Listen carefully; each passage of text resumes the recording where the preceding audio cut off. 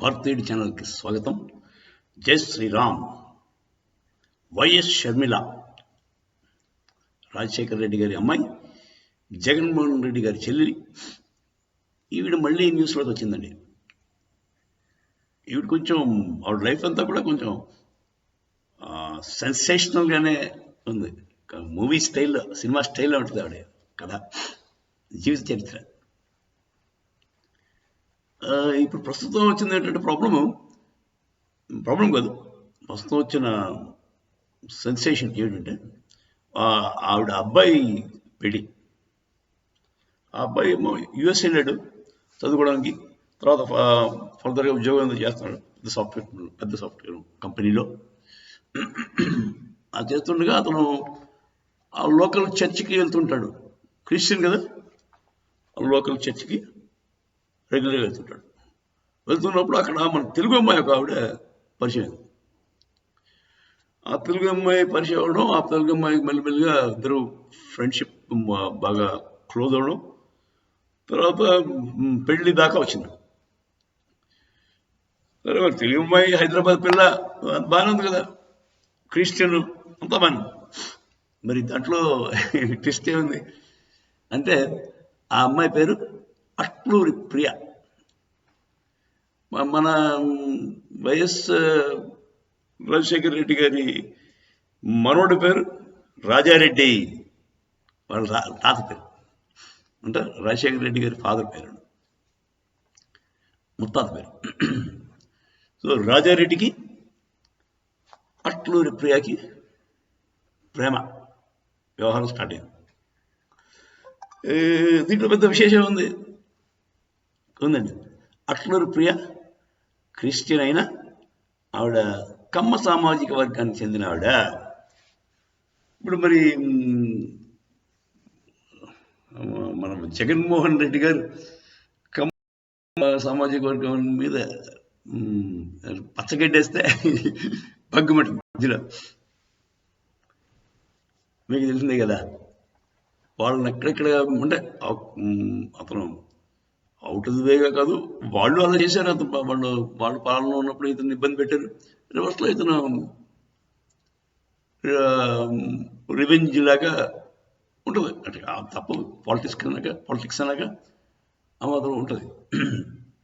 కానీ ఇది మరి మంచికో చెడుగో ఈ విషయం చాలా ఇద్దరిని కలిపే దగ్గర చేసే అవకాశం ఉంది. కమ్మ సామాజిక వర్గం, రెడ్డి సామాజిక వర్గం అంత ముందులా కొట్టుకోక్కలేదు. ఇప్పుడు వాళ్ళకి చుట్టరికంగా వదిలిపోయింది కదా. సో ఇది ఒకందుకు మంచిదే అని చెప్పాలి. ఇది ఇలా ఉండగా మరి షర్మిల ఆల్రెడీ కొంచెం వాళ్ళ బ్రదర్కి అగెన్స్ట్గా, అంటే మన జగన్మోహన్ రెడ్డి గారికి అగెన్స్ట్గా ఒక పార్టీ పెట్టడం, ఆ పార్టీని మళ్ళీ తెలంగాణలో విలీనం చేసేయడం కాంగ్రెస్లోకి. ఆ కాంగ్రెస్ పార్టీ మళ్ళీ ఇక్కడ ఈవిడికి లీడర్షిప్ ఇచ్చి ఆంధ్రాలో అన్నకి అగెన్స్ట్గా నిలబడతారని టాక్స్ రావడం, ఇవన్నీ ఈ కాంట్రవర్సీ మీకు తెలిసిందే. సో ఇలా ఉండగా జగన్మోహన్ రెడ్డి గారి చెల్లి కొడుకు పెళ్లికి వెళ్తారా లేదా, నిశ్చితార్థానికి వెళ్తారా లేదా, అది చాలా దగ్గరలోనండి. జనవరి 18 అనుకుంటా నిశ్చితార్థం. ఇవన్నీ మనంతా వెండి తెరపై చూడవలసిన విషయాలే. అంటే మనం ప్రత్యేకంగా చూస్తే కానీ తెలియదు. ఈవిడైతే వెళ్ళడం పద్ధతిగా వెళ్ళారు, వాళ్ళ అన్నకి కార్డు ఇచ్చారు, బాగా చేసింది. మన షర్మిల గారు వాళ్ళ అన్నగారికి పర్సనల్గా వెళ్ళి కార్డు ఇచ్చి వీళ్ళకి ఇన్వైట్ చేశారు. ఆయన కూడా వస్తాడు అనుకుంటాను. అతను చాలా సెన్సిబుల్ పర్సన్, ఫ్యామిలీని పాలిటిక్స్ని మిక్స్ చేయకపోవచ్చు, అతను కూడా వెళ్తాడు అని అనుకుందాం. సో ఇలాగా ఇది ఒకందుకు మంచిదే అండి. ఊరికే శత్రుత్వం ఎందుకంటే, చుట్టరికాలు కలిసిపోతే శత్రుత్వాలు పోతాయి. పూర్వకాలం రాజులు ఏం చేశారు, పూర్వం రాజులు ఒక పక్క రాజుని జయించి వాడికి ఏదో కావేశాలు ఉండి యుద్ధాలు చేసుకున్నాక గెలిచాడు. గెలిస్తే సరే గెలిచావు కదా, మా అమ్మాయిని మీ అబ్బాయికి ఇచ్చేస్తాను, పడిపో, పెళ్లి చేద్దాం అన్నారు.